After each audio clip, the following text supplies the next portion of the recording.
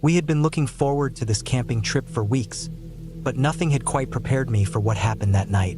My friend and I, a couple of city kids craving a break from the hustle and bustle, decided to spend the weekend in the middle of nowhere, North Georgia. The plan was simple: find a secluded campsite, crack open a few beers, and just enjoy some peace and quiet away from the world. It was a sunny Friday afternoon when we arrived at the local grocery store to stock up on snacks and beer. The store was small, the kind of place that felt like it hadn't been renovated in years. Wooden floors creaked as we walked down the aisles, and the musty smell of old, dusty shelves lingered in the air. We grabbed chips, some canned food, and a couple of bags of trail mix, then made our way to the alcohol section. That's when we found out it was a dry county.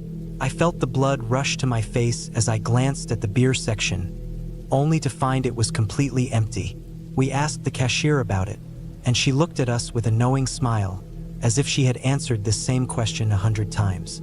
She gave us directions to a bar just across the county line, about a 10-minute drive away. I could hear my friend mutter under his breath, "Well, we might as well make it a part of the trip." And with that, we made our way to the car. We joked along the way, half laughing at the absurdity of it all. We were supposed to be out in the wilderness, embracing nature, and instead we were chasing after beer. But hey, what's a camping trip without a couple of cold ones, right? The drive out there felt longer than it should have. The sun was starting to set, and the winding country roads seemed to stretch on forever, with the trees growing thicker and the shadows lengthening. The directions took us off the main road and down a narrow dirt path, the kind that didn't look like it was meant for regular traffic. We passed a few isolated houses here and there, but the area was mostly empty. The radio was nothing but static, and the headlights of the car barely pierced through the growing darkness. Then we saw it. The building was right there, nestled among the trees, as if it had been waiting for us. At first glance, it didn't look like any bar I'd ever seen. It wasn't a charming little dive with neon lights and a sign out front. No, this place was something else entirely. There were no signs, no windows, just a single light bulb hanging over the entrance. The door was a rusty, screened affair that looked like it hadn't been touched in years. The building itself was old, crumbling even, with the bricks in places starting to crack and fall apart. The windows were all bricked in, which gave the whole place an eerie, abandoned vibe. It didn't look welcoming, not in the least. We sat in the car for a moment, the engine still running.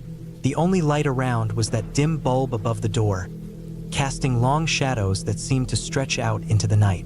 We made nervous jokes about the movie Deliverance, trying to laugh it off, but I couldn't shake the feeling that something was off. The whole scene felt wrong, like we were being pulled into something we didn't understand. "Maybe we should just head back," I said, breaking the silence. "I mean, who needs a drink that badly?" My friend nodded slowly, eyes wide as he stared at the place. "Yeah, you're right. Let's just go." We both sat there for another minute, just staring at the building. The longer we stayed, the more unsettled I became. I wanted to get out of there. I didn't know what it was about the place, but I could feel my instincts screaming at me to leave. Finally, we turned the car around and headed back to the main road. The feeling didn't go away. It lingered with me, gnawing at the back of my mind, as we drove back in silence. The lights of the store grew distant behind us, and the darkness seemed to envelop the car, the road narrowing until it was just a thin strip between the trees. We made it to the campsite just as night fully settled in. It was a small, remote site deep in the forest, far from any other campers. The stars above us were bright, but the air felt thick, heavy with the smell of pine and damp earth. We set up our tent and unpacked, but neither of us was in much of a talking mood. That night, as we lay in our sleeping bags, the noises of the forest crept into our thoughts. Branches swaying in the wind, the occasional rustle of an animal in the underbrush. I kept thinking about that bar. Why had it looked so wrong? Why had I felt so uneasy? The fact that there were no windows, no signs, no indication that it was a place where people actually went to drink made my stomach churn. Something didn't add up. The next morning, we were up early, unpacking our gear and starting a fire. As the smoke rose into the crisp morning air, we saw a few other campers walking by. They were locals, or at least it seemed that way, judging by their worn clothes and easy familiarity with the area. We struck up a conversation with them as they made their way to the nearby creek. As we chatted, the subject of the bar came up. I don't remember exactly how it started, but I mentioned it casually, telling them about the strange building we'd found the night before. A couple of them exchanged glances, and one of them, an older man with a grizzled beard, shook his head. "That place," he said, his voice low. "You should have never gone there." I frowned, confused. "Why? What's wrong with it?" "That's not a bar," he said firmly, his eyes narrowing. "Never has been. Been there for years, but it's never been a bar. People don't go there. Not for drinks, not for anything." Another camper, a woman in her late 30s, chimed in, her voice just as serious. "You were being lured into trouble, you know. People go missing around those parts. Strange things happen out there, and that place is one of the reasons why." The way they spoke made me feel sick. It wasn't just idle gossip or some local superstition. These were people who had lived here their whole lives, and they weren't joking. "We don't talk about it much," the man continued, glancing around as if to make sure no one else was listening. "But that building? It's got a reputation. People have gone in there and never come back. It's best to stay away." The words hit me like a punch to the gut. I had no idea what had been going on, but now I was sure of one thing. Whatever that place was, it wasn't a bar, and it wasn't safe. My stomach twisted into a knot, and I felt a chill creep up my spine. I hadn't imagined it. The feeling of being watched, of something being wrong, was real. That day, we didn't go back to the bar. Instead, we packed up our things and decided to cut the trip short. The feeling of unease stayed with me, even as we drove away from the campsite and back toward civilization. I kept glancing in the rearview mirror, half expecting to see that building looming in the distance, but it was gone. It was as if it had never been there at all. To this day, I don't know what really happened that night or what that place was, but I'll never forget the way it felt. Like something dark and sinister was waiting, just behind the cracks in the bricks, waiting for the right moment to reveal itself. And I don't think I'll ever go back to North Georgia, not after what I learned. Some places, some things are better left undiscovered.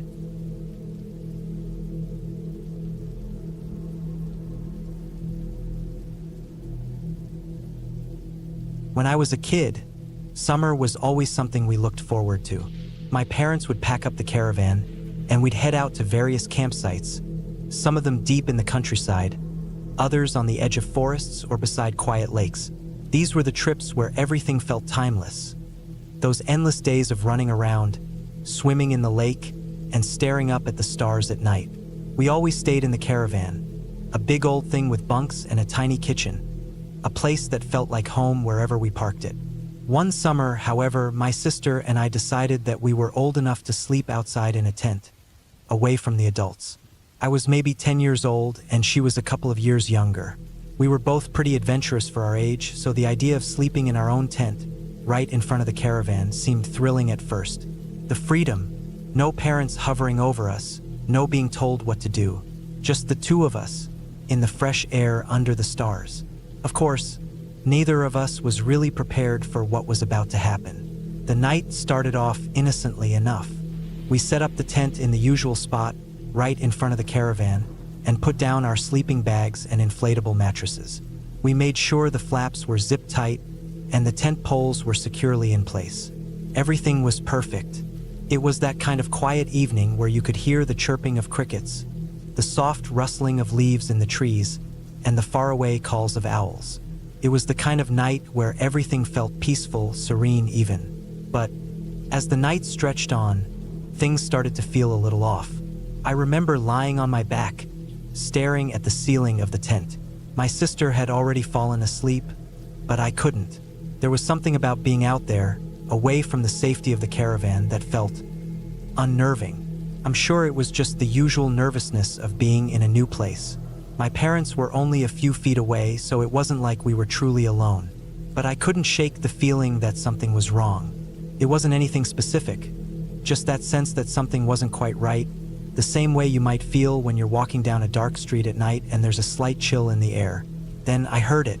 At first, it was so soft that I thought it was just the wind. A faint rustling sound, like something was brushing against the side of the tent.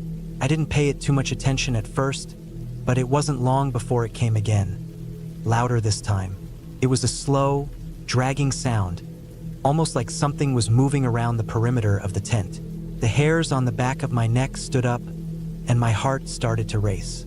I turned to look at my sister, but she was still asleep, completely unaware of the noise. I almost felt like I was imagining it, but then it came again, that dragging sound, closer now.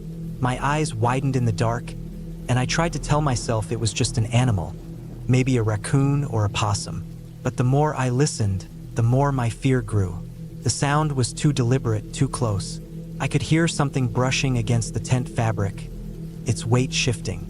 It wasn't a casual scurrying noise. It was the kind of sound that made my stomach churn, like something was testing the tent, trying to get inside. I don't know how long I lay there, paralyzed with fear. It felt like hours, though I'm sure it was only a few minutes. Every time the sound came, I felt a rush of panic, and I squeezed my eyes shut, hoping it would stop. But it didn't. It kept going, slow and persistent, moving around the tent, brushing against the walls as if it were circling us. I could feel the tightness in my chest, the adrenaline pumping through my veins. I wanted to scream, but my voice wouldn't come. Finally, I couldn't take it anymore. I woke my sister up, shaking her hard. She groggily opened her eyes, looking around in confusion, but I wasn't about to explain myself. I just pointed at the door of the tent, whispering, "Something's out there." She froze, and for a moment, I could tell she didn't believe me. Then, just as I was about to tell her to listen, the sound came again, this time louder than ever, the dragging, rubbing sound. She jumped up, eyes wide with fear, and we both started to whisper scream, calling for our parents. I don't know how it happened, but in the next few seconds, the tent flaps were opened, and we were both outside, standing in front of the caravan, shaking and wide-eyed. My dad came out immediately, looking around with that calm authority that parents seem to have, the kind that's meant to comfort you even when they're unsure themselves.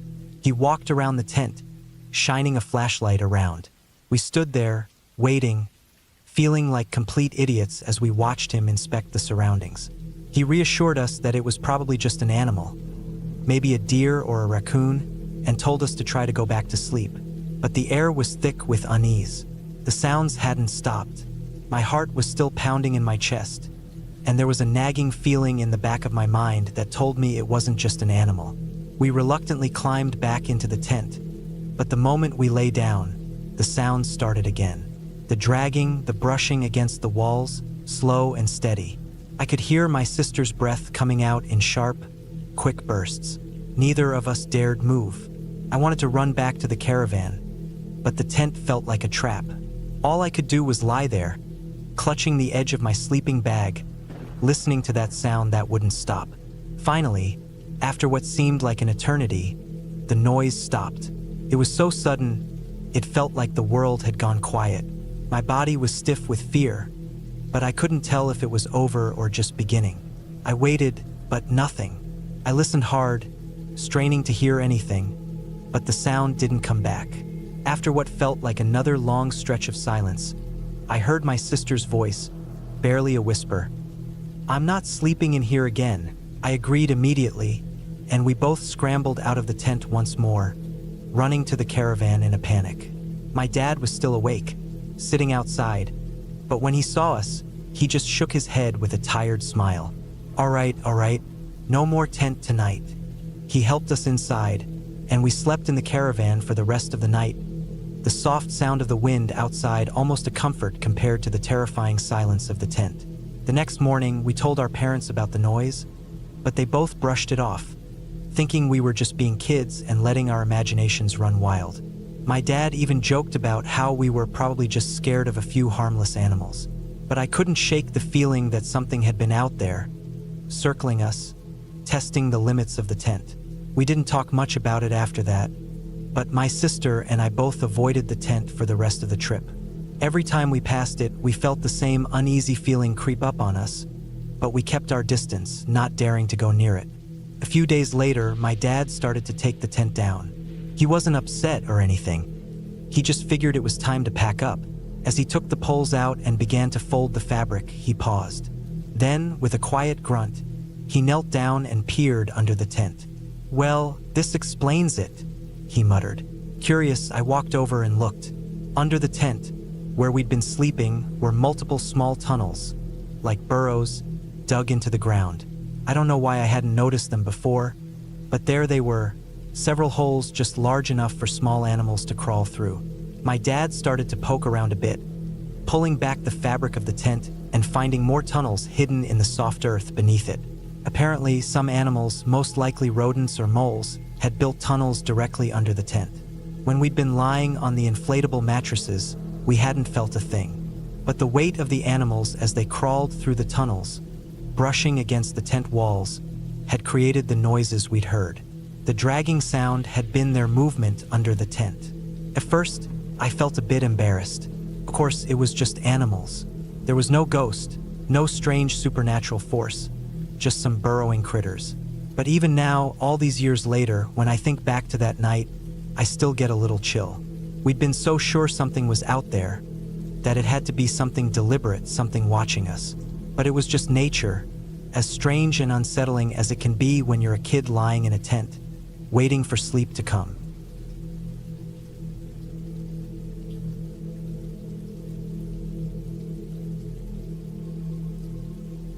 We were so excited when we made the trip to that camping spot. My girlfriend and I had been planning this for months. It was her birthday and our anniversary. We had the perfect plan. Drive 5 hours away from home, escape the noise of the city, and spend the weekend in complete peace and quiet surrounded by nature. The day before, a massive storm had passed through, so we figured we'd have the whole place to ourselves. Especially since the guy at the entrance told us we were the only ones booked for the weekend. He even said that the storm had kept others from coming, which just made it feel like it was going to be an isolated, perfect getaway. We got there early in the afternoon. The sun was still high, and the sky was clear, with only a few clouds left behind from the storm. I remember pulling into the campground, driving down long, winding paths between thick trees. The roads narrowed as we got deeper into the woods, and there was something odd about it. The closer we got to our designated camping area, the less it seemed like a campground and more like a forgotten corner of the woods. The road was tight, so narrow that if we needed to leave, we would have to back up all the way out. After unloading the car and setting up the tent, we decided to take a walk around. It was just so peaceful. The air smelled clean, and the trees were green and vibrant. I was still trying to shake off the weight of the work week, and I was happy to be out here, away from everything. But the longer we walked, the more uneasy I started to feel. It was like something wasn't quite right, but I couldn't put my finger on it. We walked a couple of miles into the woods, just taking in the sights and sounds of nature, until we stumbled upon something that really made my skin crawl. Off to the side of the trail, hidden between trees, we saw them, white cabins. There were several of them, all exactly the same. They were built in a very uniform way with whitewashed walls and steep roofs, but they seemed so out of place. They were old, and there was no sign of life around them, not even a sign telling you what they were for. It didn't make sense. They were part of the campground, but they were so far off the main areas, like they'd been abandoned a long time ago. It felt wrong, like we shouldn't be there. We stopped for a moment, just staring at the cabins, trying to make sense of them. There was no movement, no sound coming from them. It was so quiet, it felt almost oppressive. It wasn't like the normal stillness you feel in nature. It was eerie. We turned around and started heading back to the tent. When we got back, we tried to get a fire going. We were both pretty clueless when it came to camping. We had brought some self-lighting logs and lighter fluid from Walmart, but everything was soaked from the rain the day before. The leaves were wet, and the sticks we found were useless. We spent what felt like forever trying to get the fire going, but we finally managed to get a small one started. We cooked hot dogs and roasted marshmallows, laughing about how ridiculous we must have looked trying to get the fire to work. But after a while, we both noticed just how dark it had gotten. My girlfriend, who was always easily spooked, mentioned she didn't like how quiet it was. "Can we get in the tent now?" she asked. I didn't blame her. The air had gotten cold, and the darkness felt like it was creeping in on us. We put out the fire, crawled into the tent, and started talking. But something was off. I could tell she was nervous, and honestly, I wasn't feeling too great either. Then, in the middle of our conversation, she suddenly covered my mouth with her hand. "Shoo, do you hear that?" she whispered, her voice trembling. I paused, trying to listen. First, I thought it might just be the wind, but then I heard it, 2 footsteps, heavy ones, like a group of people walking through the woods, their steps slow but deliberate. It wasn't the usual sounds of nature. It sounded human. I tried to calm her down. "It's probably just animals or something," I whispered back. But then it got worse. We heard mumbling, low and unintelligible, like voices too far away to understand but too distinct to be animals. It didn't sound like any animal I knew. It was as if someone was talking in the woods, but they weren't saying anything clear, just mumbling, like whispering in a language we couldn't quite understand. The footsteps were getting closer, too. My heart began to race. The feeling of unease that had been nagging me since we first saw those cabins now turned into full-blown fear. The mumbling continued, getting louder, and the footsteps were almost on top of us. The tension in the tent was unbearable. I could feel her hand tightening on mine, both of us frozen, listening, waiting. The sound of footsteps was so close now that it felt like whoever or whatever was out there was standing right outside the tent. I didn't dare move. I didn't even want to breathe too loudly. We were both paralyzed in fear, not sure what to do next. And then, just like that, the noises stopped. It was dead silent again. I don't know how long we sat there, neither of us saying anything. The minutes dragged on, but it felt like hours. My mind was racing. I tried to make sense of it. Maybe it was other campers? But the guy at the entrance had said there was no one else out here. Maybe it was animals? But no animal sounds like that. Finally, my girlfriend whispered, her voice barely audible, "We have to get to your car." I could feel the adrenaline pumping through me. My body was on high alert, and I could barely think straight. I told her to stay behind me, and we crept out of the tent as quietly as we could. I peeked out into the dark woods, scanning for any sign of movement. It was impossible to see anything, but I had the sense that we weren't alone. The hair on the back of my neck stood up. We didn't even stop to grab anything, just ran. We bolted for the car. Once inside, I locked the doors as fast as I could. My girlfriend was shaking beside me, her eyes wide. "What the fuck was that? We can't stay here.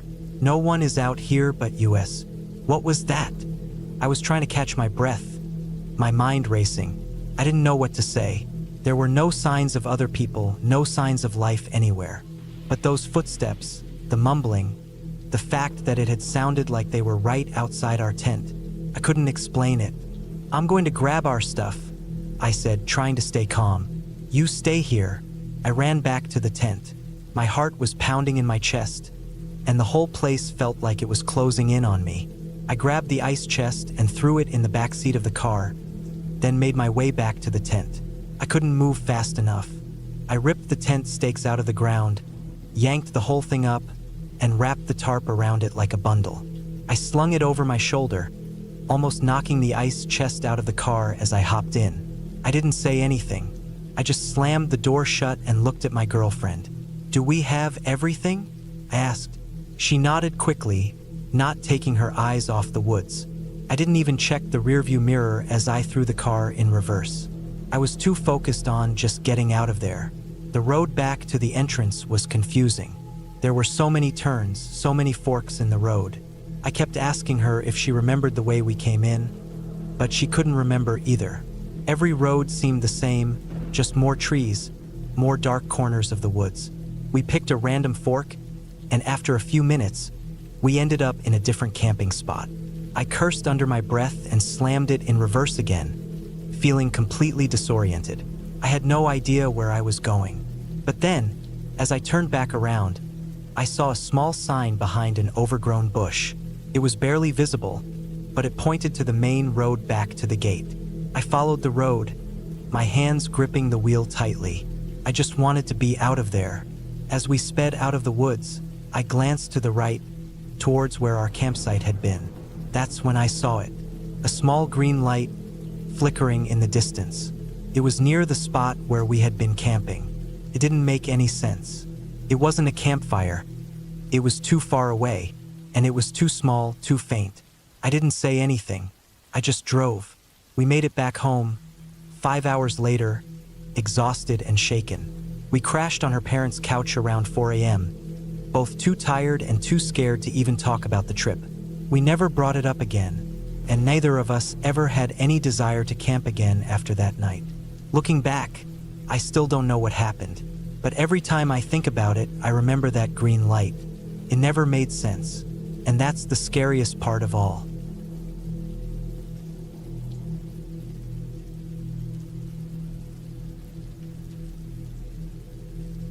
It was about 20 years ago in the summer when I went on a canoe trip with my dad, my two best friends, and their dads. We were all excited, eager to get out on the water, away from the buzz of daily life and into the quiet woods. We planned to spend a few days paddling down a river that twisted and wound its way through thick forests and hills. It was one of those trips that had the potential to be a mix of fun, adventure, and relaxation, all while being close to nature. The river was supposed to be a challenge, nothing too extreme, but more demanding than the lazy rivers we were used to. So, we hired a guide to take us through a section that required a little more skill to navigate. We weren't sure what to expect from him, but we figured he'd know the river well and keep us safe. I remember feeling a little uneasy when we first met him. He was older than I expected, maybe in his late 40s or early 50s, tall with a rough, wiry build. His face was weathered, like he had spent most of his life outdoors. He didn't say much, mostly kept to himself, but there was something about him that made me uncomfortable, like he was always watching us more than he should. We spent the first day on the river, fishing and paddling in a relaxed way, making our way through the quieter sections of the water. The guide, though, kept to himself. While the rest of us were catching fish and talking about the best way to cook them, he just had his cans of food, beanie weenies, and canned fruit. I remember thinking it was a bit strange.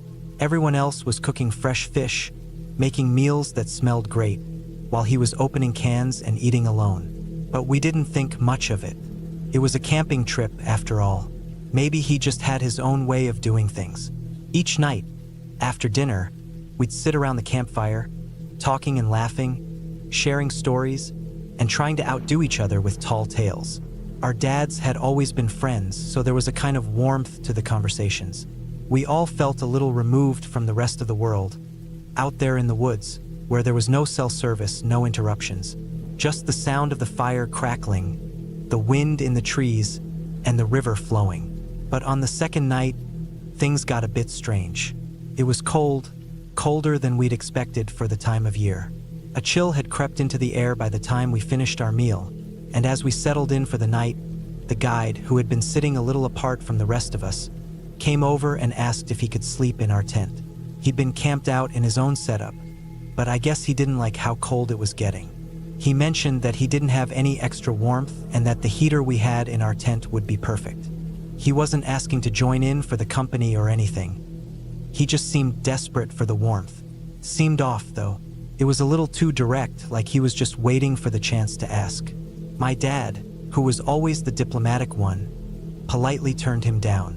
"Sorry, we've got a small space, but we can share the heater with you if you like.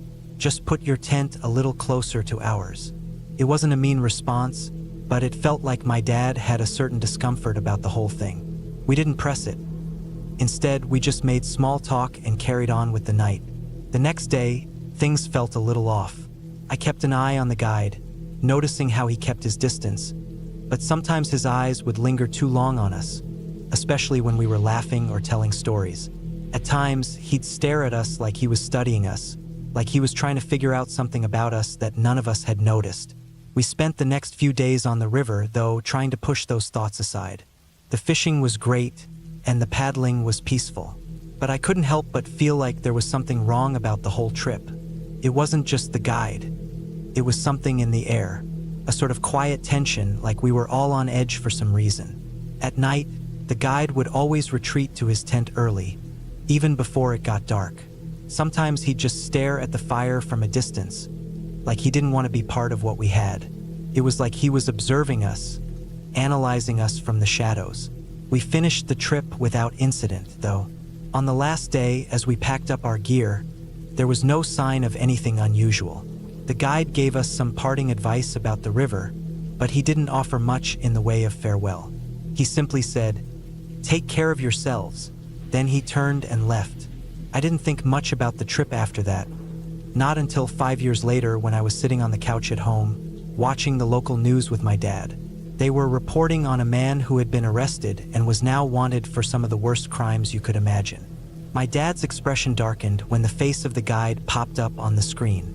It was him, the same guy we had spent those few days with down on the river, the one who'd kept to himself and asked to sleep in our tent. I could feel my stomach drop as I watched my dad's face twist in disbelief. They didn't say much at first, just that he had been hiding under a fake name, living in a nearby town. But when they started listing his charges, my blood ran cold. He wasn't just a random oddball, he was a child rapist. A man who had been wanted for years and had managed to stay under the radar. And there we were, sharing a campfire with him, laughing and telling jokes, completely unaware of who he really was. The realization hit like a freight train. That unease I'd felt, those strange moments where I'd thought something was off. It all made sense now. It wasn't just a gut feeling. I wasn't just being paranoid. There had been something about him from the very beginning that had set off alarms in my head. His quiet demeanor, his refusal to eat with us, his strange way of isolating himself from the group. All of it had been pieces of a puzzle I couldn't put together until now. It made me sick to think about the possibility that he might have been sizing us up all along. The story on the news said that he had been using his position as a guide to get close to families and children, always moving around, always finding new ways to stay one step ahead of the law. It made my skin crawl to think that he had been in our presence, that we had trusted him to guide us down that river. I'll never forget the feeling of that moment. It was like everything in my world had shifted. That innocent camping trip, the laughter, the fishing, the cold nights by the fire. It all suddenly seemed so twisted. I thought back to the time he had asked to sleep in our tent. What had he been thinking? What was his real plan? Did he have more sinister intentions than just escaping the cold? I couldn't help but wonder if he had been watching us more closely than we realized. If there had been moments where he had been sizing up the children, myself, my friends, seeing if we were vulnerable in any way. The news story said that he had been found and arrested, but there were no details on how long he had been evading capture. They didn't say much about the victims, only that he was a high-risk offender. My dad turned off the TV after a while, but I could see the same shock in his face that I was feeling. It was like we had both been in a nightmare we hadn't realized we were living. I don't think I'll ever be able to forget that trip, not for the right reasons. The river, the trees, the campfire. Those are memories I'll always carry with me. But so is the memory of the guide and what he turned out to be. It changed how I view the world. It taught me how easy it is to let your guard down, how you can never be too careful, and how you never truly know who you're sharing your time with. It was an innocence lost in the truest sense.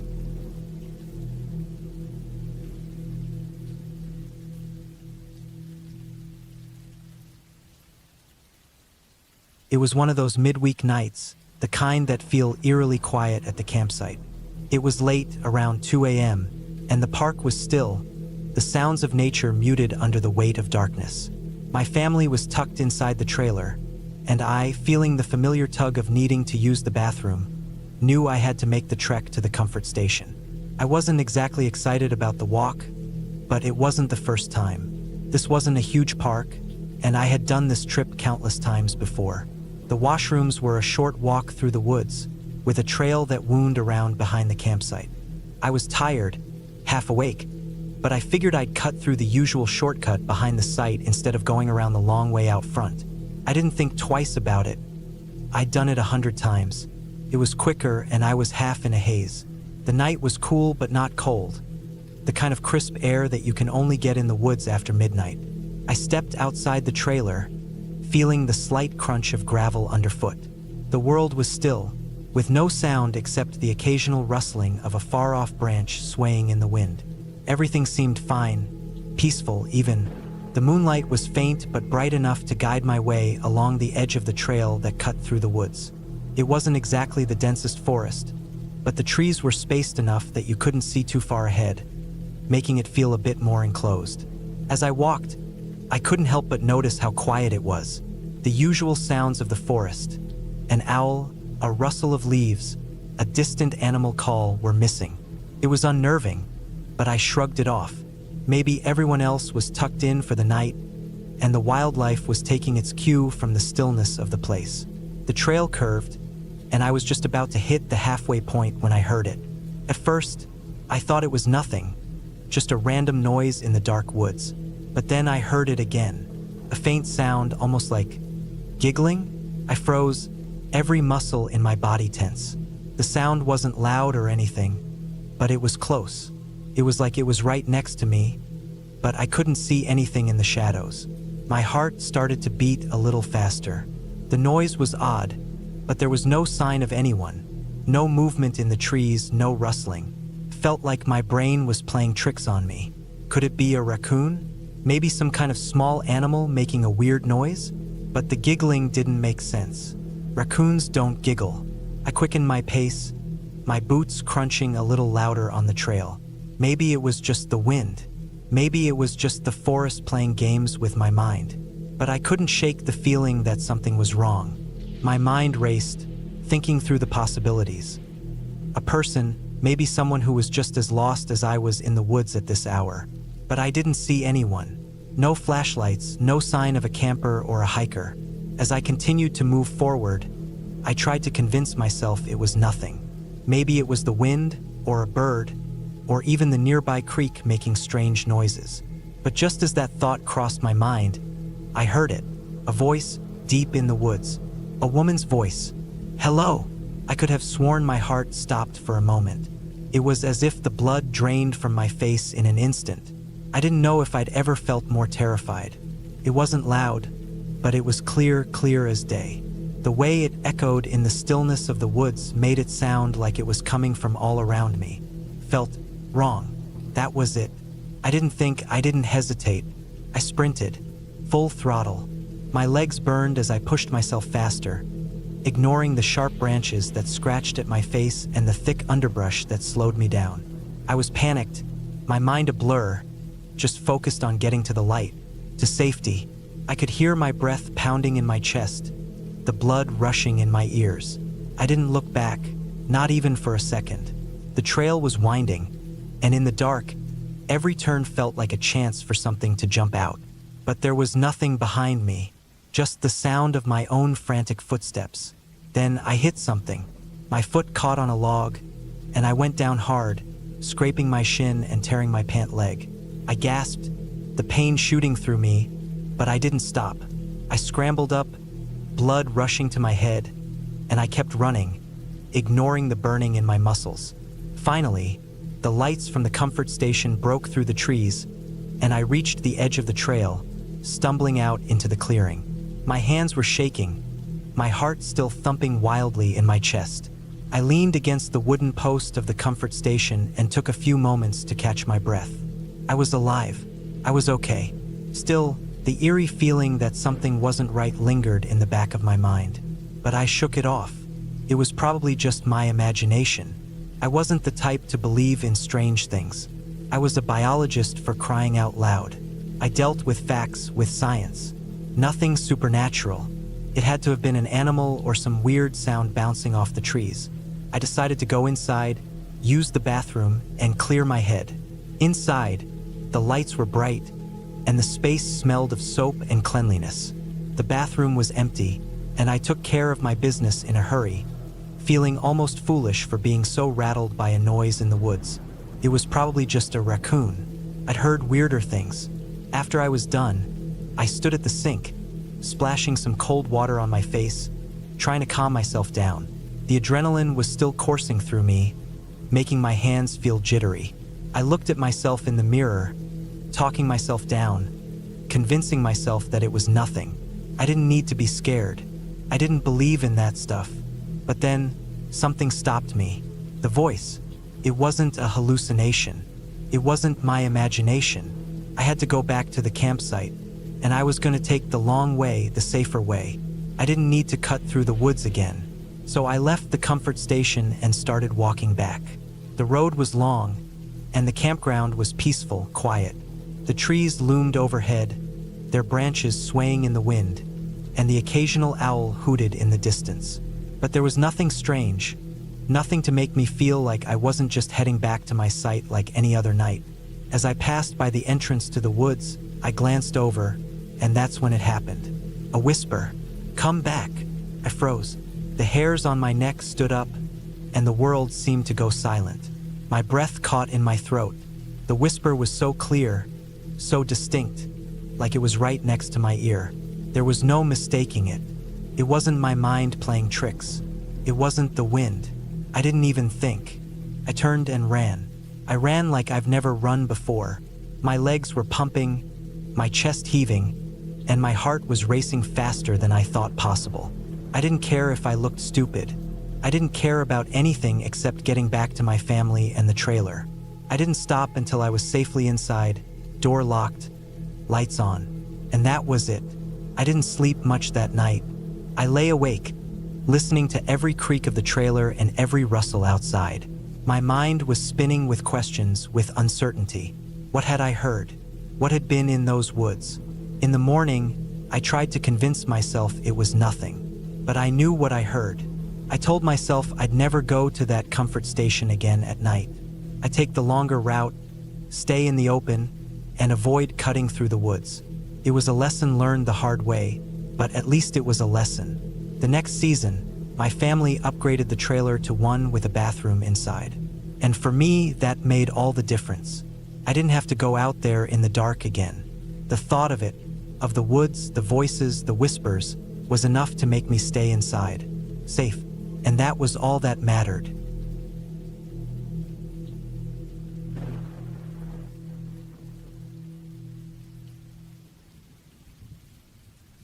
I had always loved camping. Growing up, it was a tradition for me and my cousin to spend a weekend out in the woods when the weather was right. We'd pitch tents, tell stories around the fire, and enjoy the quiet that only the wilderness could offer. But this time, something happened that I'll never forget. It started like any other camping trip. We were in a fairly remote site, deep in the forest where you could barely hear any traffic. The trees loomed tall, their branches swaying with the breeze. We set up our tents and got everything settled before nightfall. I was sharing a tent with my cousin, and we'd planned to just kick back, maybe talk for a bit, and then sleep. It was one of those rare trips where everything felt perfect. There was something about the way the sun dipped below the horizon that day that gave the whole place a calm, peaceful feeling. But things changed as soon as the stars came out. The night was cool, the kind of crisp air that makes you want to pull your sleeping bag tight. I lay down, my eyes adjusting to the dark inside the tent. My cousin was already snoring softly beside me, and the night outside was alive with the sounds of crickets and the occasional owl. The wind was light, and the trees seemed to sway gently, almost soothingly. I remember thinking how peaceful it all was as I drifted off to sleep. It must have been a few hours later when I woke up. First, I thought I was still at home. The feeling I had was so familiar, like when you wake up in your own bed, not quite realizing where you are. But then something didn't sit right. I felt something crawling on me, slow and steady. It wasn't uncomfortable at first, just a little strange. I figured maybe it was my brother messing with me. He liked to sneak around when he thought I was sleeping. I was still half dreaming, my mind not quite waking up yet, so I just rolled over and tried to ignore it. But the sensation didn't stop. It kept moving, like something was moving under my shirt, feeling its way across my skin. It was soft, almost slimy, like the way you'd imagine a snake would feel if it were to slither over you. It moved with a slow rhythm, never stopping. I thought maybe I had a bug or something on me, but I didn't want to wake up completely to check. I was just tired, too tired to care. At some point, I shifted a little, thinking it would stop. That's when I realized something wasn't right. The moment I fully woke up, the confusion hit me like a ton of bricks. I wasn't at home. I was in the woods in a tent. My brother wasn't here. I wasn't even in the same state as him. I was alone with my cousin. I bolted upright, my heart racing now as the full weight of the situation hit me. That's when I finally understood what had been crawling on me. I reached for the light in a panic, fumbling around for my flashlight. When the beam of light finally flicked on, I froze. There, on my chest, was the thing that had been touching me, slithering across my skin with a calm persistence. It was a caterpillar. I don't know why I was so stunned at first. I mean, a caterpillar doesn't exactly scream danger. But the way it was moving, how it felt against my skin, something about it felt off. I couldn't breathe for a second as I just stared at it, almost paralyzed. It was fuzzy, its tiny legs brushing against me like the brush of 1,000 tiny feathers. But it wasn't just crawling casually. It was moving with purpose, heading somewhere on my body like it had been there for ages. I didn't even know how to react. Part of me wanted to flick it off, but I didn't want to make any sudden movements. What if it was poisonous? What if there were more? What if it wasn't just a caterpillar, but something else, something I couldn't see? My mind raced as the room started to close in. I reached down with trembling hands, grabbed it, and flicked it off my chest, almost throwing it across the tent. I immediately started brushing myself off, even though I knew there was nothing else on me. It was just that feeling, the feeling of something crawling on your skin in the dark, that feeling you can't shake, no matter how many times you brush it off. My heart was still pounding, and my hands were shaking. I could still feel the remnants of it on me, like phantom touch. I looked over at my cousin, who was still sound asleep, completely oblivious to what had just happened. The caterpillar had fallen to the floor of the tent, but it wasn't enough for me to relax. I lay there, staring up at the ceiling of the tent, trying to calm myself down. The caterpillar was still moving on the floor now, harmless, but I couldn't stop thinking about how it had felt on me. My mind was in overdrive, replaying the event, wondering how it had ended up on me in the first place. I had no idea how long it had been there before I woke up, but the thought of it crawling over me in the dark, made my skin crawl. It was just a caterpillar, but at that moment, in the middle of nowhere, it felt like so much more. The forest outside was quiet, but my thoughts were loud, echoing in my head like a warning I couldn't shake. I didn't sleep after that. I stayed wide awake, staring at the tent walls, listening to every little noise outside. My mind kept flashing back to that moment, to the feeling of something slithering on me in the dark. No matter how I tried to reassure myself that it was harmless, that it was just an insect, I couldn't shake the dread that had settled in my chest. The next morning, the sun finally broke through the trees, warming the air. The night had passed, but the tension hadn't left me. I could hear my cousin stirring beside me, stretching and yawning, completely unaware of the nightmare that had unfolded just a few hours earlier. I didn't want to tell him what had happened. I didn't want to sound crazy. It was just a caterpillar, right? But I couldn't shake the way it had felt. How its tiny legs had crept over my skin. How it had felt like it was invading my space, my body, in a way that was completely unnerving. We spent the rest of the day hiking, trying to shake off the unease, but it was hard to forget. Every rustle in the leaves, every movement in the bushes made my skin prickle. I kept checking my clothes, my arms, my legs, for any sign of another caterpillar or worse. I knew I was being irrational, but I couldn't help it. When it was time to pack up and head back to the car, I made sure to check my tent carefully before folding it up. No sign of any more caterpillars. Still, I wasn't quite at ease. The memory of it stayed with me the whole drive back. To this day, I can't camp the same way again. The thought of something crawling on me in the middle of the night, something I can't even see or fully understand, still sends a chill down my spine. Every time I go out camping now, I double-check my tent, my sleeping bag, my surroundings. I don't take the peace of the woods for granted anymore. And every now and then, when I'm alone in the dark, I'll feel that shiver run down my spine, remembering how it felt to wake up and find something slithering on me in the night.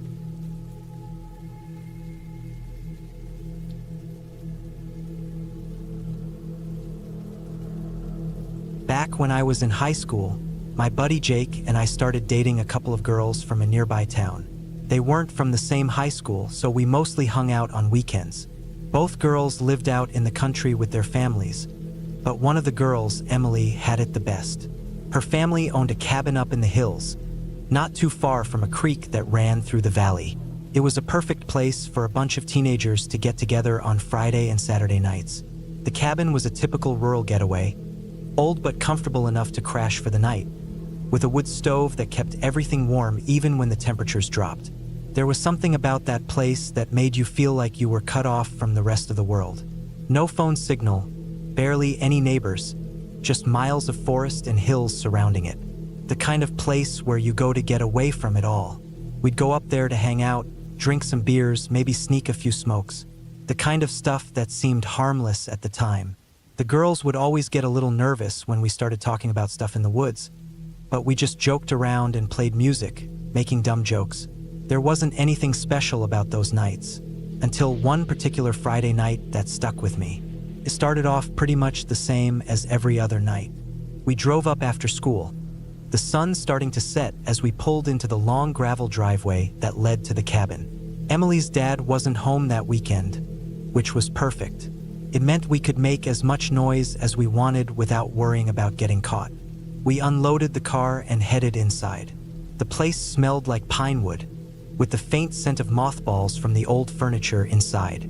The cabin itself was kind of tucked away on a small rise above the creek. There were a few trees around it, but nothing too thick. You could see pretty far down the hillside from the porch, which is where we usually spent most of the evening. The creek was far enough away that we couldn't hear it, but we knew it was down there. It had this calming effect when you weren't really thinking about it. After a couple of hours of hanging out and just being dumb kids, the first strange thing happened. I was sitting on the porch with Emily, and Jake and his girlfriend were down by the creek, talking and laughing. It was one of those quiet moments where you could hear the wind rustling through the trees and the occasional sound of an animal moving through the underbrush. At first, I thought it was just a deer, maybe a buck, crashing through the bushes down the hill. But then I heard it again, this time closer. It was like something bigger was moving through the forest, something heavier. It was hard to tell exactly what it was, but the sound was too loud to be just a small animal. It made me pause, and I looked over at Emily. She was already looking back at me, her face a little pale. "Did you hear that?" she asked. I nodded slowly, not sure what to say. It sounded like something was pushing through the brush, crashing into the trees and undergrowth. Whatever it was big and moving fast. For a moment, I thought it was just a bear or something, but it didn't sound like any animal I'd ever heard in the woods before. It was too deliberate, like it was coming straight toward us. "Maybe it's just a deer," I said, trying to sound confident, but even I wasn't buying it.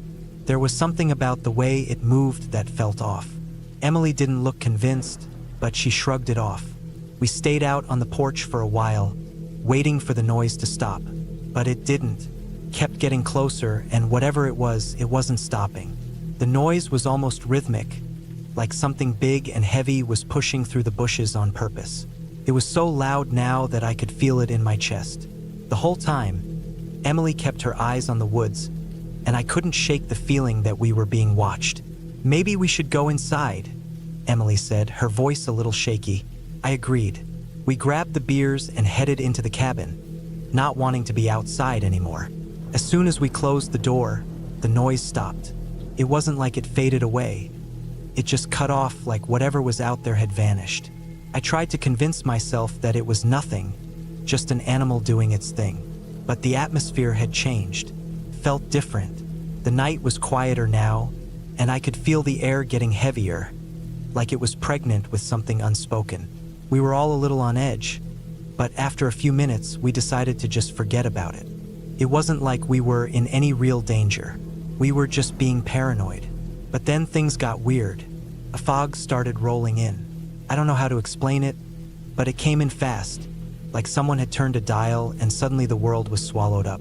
Crept over the trees and toward the cabin. The air got damp, and I could see my breath when I exhaled. It was thick too, like you could cut it with a knife.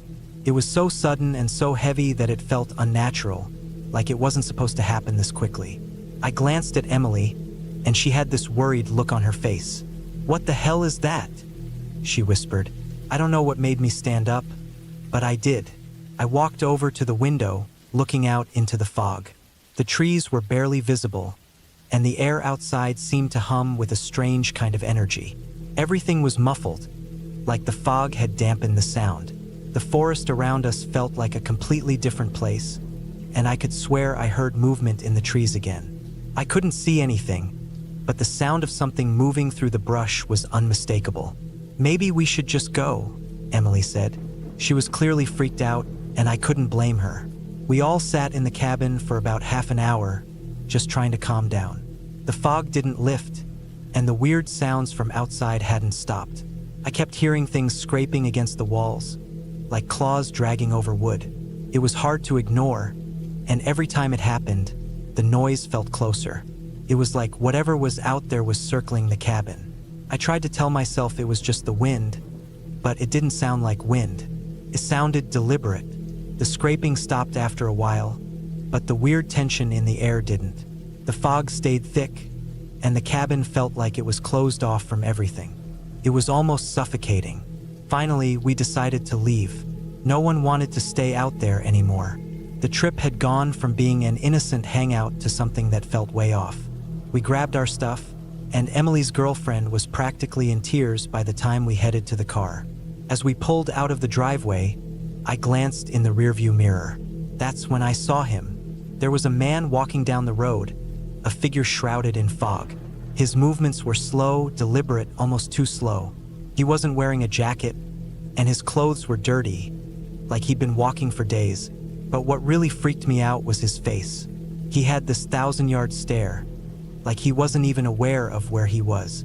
It was like he was in some sort of trance, just walking down the road without a care in the world. I couldn't see his eyes, but I could feel them. It's like he knew we were looking at him, like he was aware of us without even turning his head. He didn't seem to care, though. He just kept walking one slow step after another into the thick fog. We drove by him without saying a word. None of us could make sense of what we had seen, and nobody said anything about it until we were out of sight. I think we were all trying to make sense of it, but nothing really clicked. Nothing ever happened. No one went missing, no one came looking for us. But to this day, I still don't know who that man was, or why he was out there. He never looked at us directly, never reacted to us at all. He just walked like he had no destination, no reason for being there. That night has stuck with me, though. It wasn't the noises in the forest or the fog that bothered me. It was the man. He didn't belong out there, and that's what scared me the most. There was nothing supernatural about it. Just a guy walking down a foggy road at night, completely detached from reality. I don't know what his deal was, but every time I think about it, I wonder if maybe he wasn't as lost as he seemed. That's the part that haunts me. It wasn't the forest or the fog, but that one guy walking in the fog like he had all the time in the world, and like he didn't even know he was scaring the hell out of us.